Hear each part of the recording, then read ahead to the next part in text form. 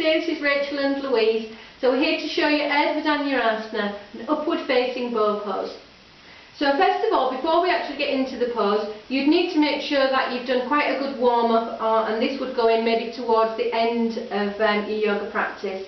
So Rachel's warmed up quite a bit with some poses which she's already done for us today. So now we're just going to go into Setu Bandha just to get the spine just lengthened out and just to get a little bit of mobility going into there to keep it warm.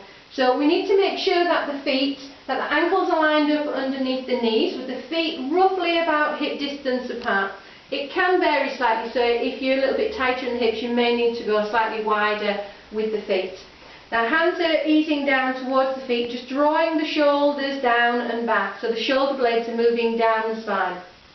So lifting into Setu Bandha, we make sure that the neck is long, chin just slightly tucked, and we just have a few tilts first of all just with the pelvis, just rolling just up and back.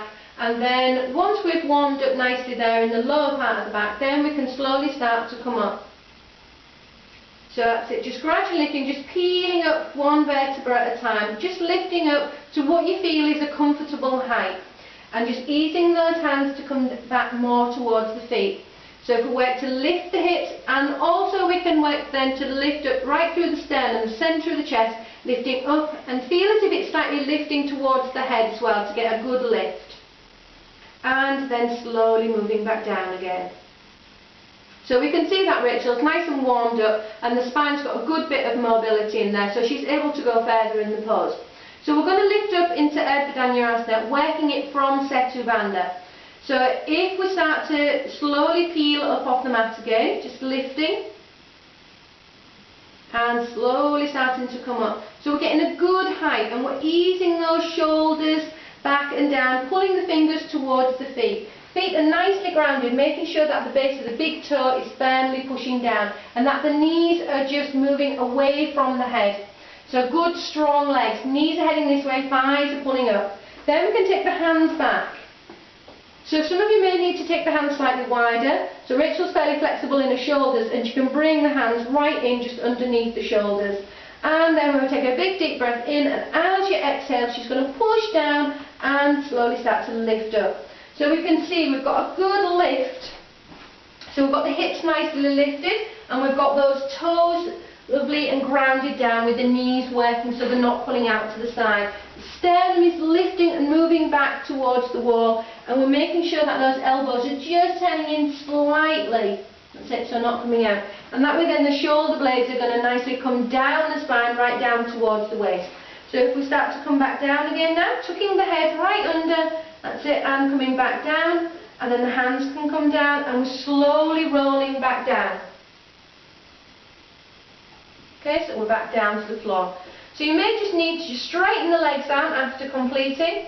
That's it, and we can take that little stretch there. You may even want the hands back over the head. If you haven't got room, you can just hold just onto the elbows and ease back. And then we can bring the hands back in again. Or you may just need to just draw the knees in and take a little rock from side to side. Just holding in, just to give it a little massage out for the back and just into the So if we have the mobility in the spine and we are able to lift up okay, then we can just go for it just without really lifting up from Setu Bandha. So we still have that space between the feet, roughly about hip distance apart. We can then take the arms back. That's it, so they're snugly tucked in, either underneath the shoulders or slightly wider if you're a little bit more, if the range is less in the shoulders. And then as we breathe in, nice deep breath, and we're breathing out and pushing straight up into the pose. Good, so we've got that lovely lift. Again, make sure there's that space out from, we've got the tailbone tucking under, and we've got the sternum or the centre of the chest moving in the opposite direction. Those elbows are nicely kind of tucked in, that's it, without locking them. And that way the shoulder blades are just going to head coming down towards the waist. Legs are nice and strong and feet are grounded. And then we can release back down. So head just tucks under as we come down.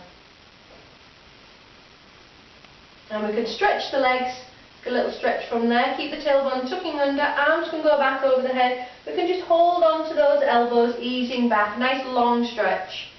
When we've had that stretch, bring in the arms back, just draw the knees in, and then a little rock from side to side. So for a beginner, working from the wall is a good idea. So what you need is a couple of blocks, and you also need a belt as well. So we can work a couple of ways into working with this one. The first one we'll show you without the belt, and then we'll see if there is any complications we can use the belt. So we've set up the same as we did before with Urdhva Dhanurasana. So the shoulders are rolling back and the shoulder blades are easing down towards the waist. We've got the ankle bones directly underneath the knees again, and we're pushing down with the feet, nice strong feet, especially the base of the big toe pushing down. So we can start off just with that little roll, just that pelvic tilt, just so we can get that little bit of mobility there, and then slowly start to roll and lift up. So we're coming up into a good Urdhva Dhanurasana at a comfortable height. Now if we bring the hands back from here, and the hands then this time are going to go onto the block, so you can see there's a lesser degree of an angle, so it's a little bit kinder on the wrist. We need to make sure that the elbows are looking up towards the ceiling as much as you can. And then again on an out breath, so we inhale first, out breath, and that'll give you, that's it, that releasing and moving up into the pose. So that's lovely up into the pose, really pushing all toes down, that's it, even these toes here, pushing down into the floor. And then we can just ease away, so we make sure that the tailbone is tucking under, so we keep the space in the lower back, and we've got the sternum lifting and edging towards the wall. And then we tuck the head under, and slowly starting to roll back down again. Okay, so this time we're going to work it lifting up, and we're going to work it with a belt, just to help strengthen out a little bit more with the arms. So we've got a belt, and we've got the belt we can either take either the same width as your shoulders, or you can go slightly wider depending on your range of movement in the shoulders. If the shoulders are a little bit tighter, go a little bit wider with the belt. So we've got the belt just roughly about the elbows, so if she bends the arms back and then just takes the hands back onto there. That's it. So we've got the feet again, we've not really had to move anything at all with the legs, we've just got that extra strength there just for the arms now. So again we can start just to roll up, working just to get that good lift, keeping that chin just tucked in a little bit. So that's going to keep those elbows in place. And then again take a big deep breath in, and as we exhale we push through the hands and we're lifted. Good, so we're easing back, that tailbone is moving in one direction and then we're easing out, so the sternum is lifting and heading towards the wall. That's a good strong lift there. And then to come back down again, we slowly start to release down, the head just tucks under. And then we can bring, that's it, the hips down to the floor, bring the hands back and release the belt.